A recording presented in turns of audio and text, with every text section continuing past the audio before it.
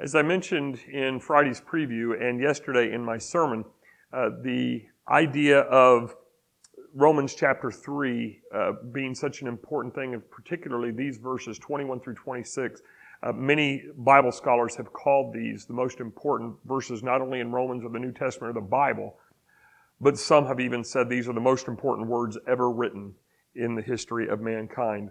So, why is that true? Well, it's really the turning point from one aspect of God's righteousness, the wrath of God because of His righteousness, that we've looked at specifically mentioned in 1:18, but carried forward from 1:18 through 3:20 and the sin nature of man, to where now we are turning towards the other aspect of God's righteousness, which is available through our faith.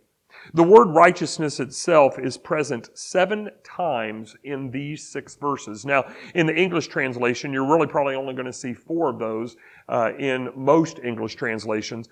But Paul is turning heavily toward the theme of being righteous, and that righteousness by faith, and he's going to continue that into chapter 4 as well. But truthfully, in one way, Paul has never left this theme. He specifically mentioned that the righteousness of God was manifest for faith in Romans 1:17, and then he said the righteousness of God was manifest for wrath in verse 18. And again, he's just unpacked that for the last 64 verses until we get to 3:21.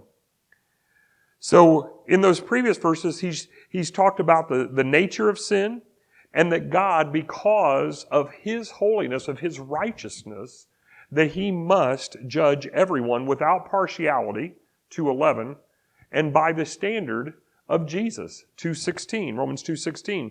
That is, God in His righteousness demands that we be righteous as well.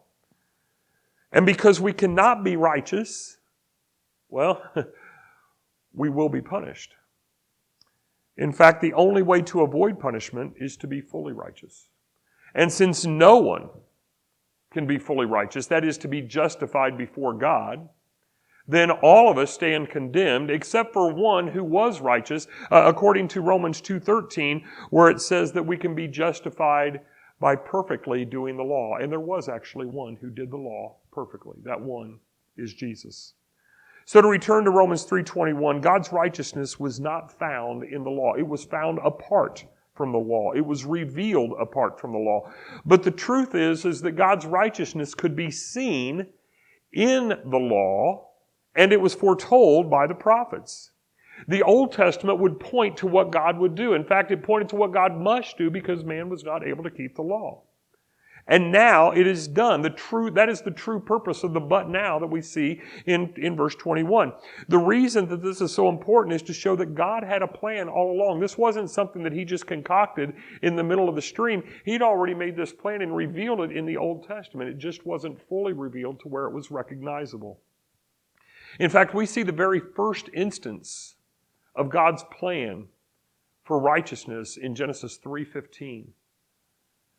Which is just amazing. Now, it took several thousand years for the plan to unfold, but God isn't worried about time.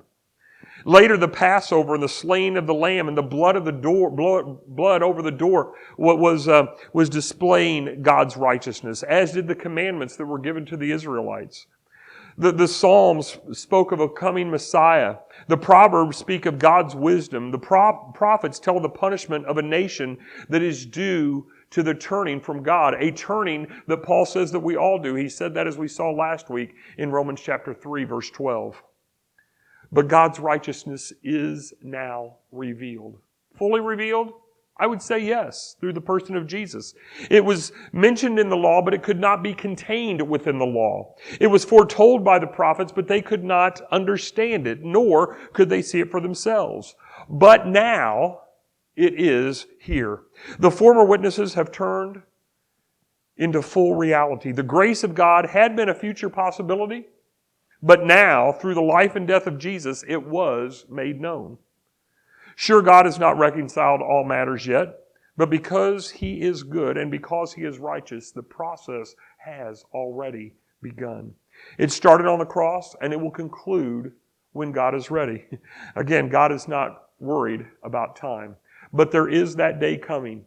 D with a capital, or day with a capital D, the judgment day that is coming, where those who have their faith in Jesus will receive a crown of righteousness, as Paul wrote in 2 Timothy 4:8. That day is coming. That crown made possible by God through the blood of Jesus.